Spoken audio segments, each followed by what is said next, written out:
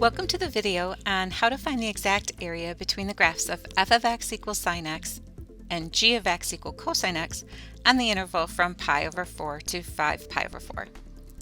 Now I've graphed these two functions over on this graph on the right side of the screen, and it's important for us to identify which function is which. So let's look at the function f of x is equal to sine x. Well, remembering that sine of 0 is 0 and sine of pi over 2 is 1, etc., the curve that is represented with this curve graph is your f of x is equal to sine x. And then for our g of x is equal to cosine x, we have that it is cosine of 0 is 1 and cosine of pi over 2 is 0. So we get this curve for g of x is equal to cosine of x.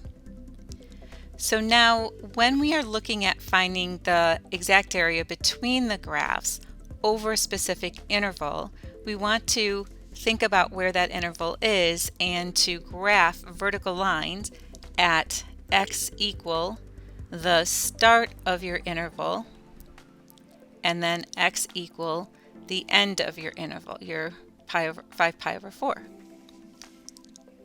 Now pi over 4, when we think about that value, pi over 4 is a value where the sine of pi over 4 is the square root of 2 over 2 and the cosine of pi over 4 is also the square root of 2 over 2. So that's actually right underneath that point of intersection. And then when we look at 5 pi over 4, the sine of 5 pi over 4 is negative the square root of 2 over 2, and the cosine of 5 pi over 4 is also negative the square root of 2 over 2. And so we have right in line with this point of intersection is my 5 pi over 4. Now we could go through and actually find those using our trig methods of solving a trig equation. To find the point where they intersect, we have that the sine of x would have to equal the cosine of x. And as long as the cosine of x is not 0, I can divide both sides by cosine of x. And then sine x divided by cosine x with the trig identity is tangent x. And cosine x divided by cosine x when cosine x isn't 0 is 1. And the angles that have a tangent ratio of 1, still keeping in mind this interval from pi over 4 to 5 pi over 4, well, it's true that the tangent of pi over 4 is equal to 1, and it's also true that the tangent of 5 pi over 4 is equal to 1. So I actually have the points of intersection for these two curves are happening at the endpoints of my interval, but my interval is a closed interval, so I can use those values. So when I think about what region is enclosed by those two curves over that interval, it's this region in here. So that's what we want to find the area of. Now, as I look from left to right, the blue curve is consistently higher on the graph than the yellow curve.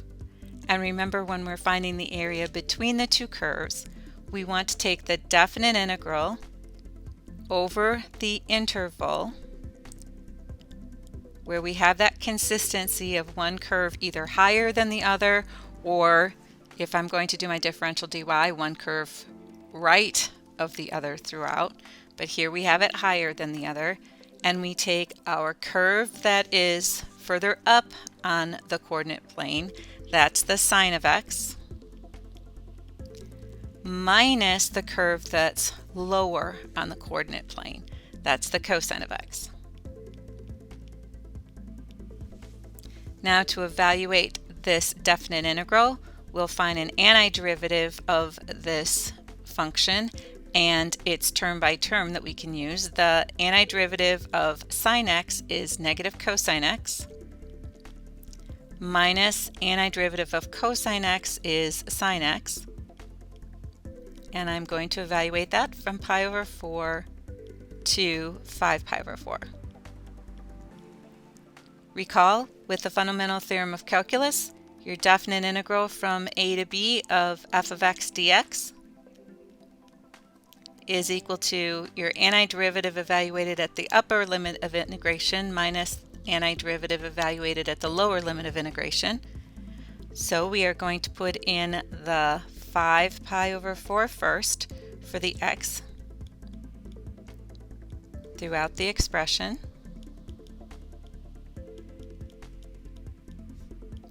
minus, keeping track of your negative signs, putting in now the pi over 4 for the x. So this gives me now, simplifying, negative, well, the cosine of 5 pi over 4 is negative the square root of 2 over 2. And then minus the sine of 5 pi over 4 is also negative the square root of 2 over 2. And then I have my subtraction from the fundamental theorem of calculus. And then I have minus the cosine of pi over 4 is square root of 2 over 2. Subtract, then the sine of pi over 4 is square root of 2 over 2. So in this first set of parentheses, I have minus a negative, so plus the square root of 2 over 2, again plus the square root of 2 over 2 is 2 square roots of 2 over 2. And then minus, in the second set of parentheses, that's going to be negative 2 square roots of 2 over 2. Well, the common factors of 2's will remove, and I have the square root of 2 minus negative, so plus square root of 2, and I get my definite integral value, which will then represent the area in between there is 2 square roots of 2. So it's 2 square roots of 2 square units for the exact area between those two graphs over that interval.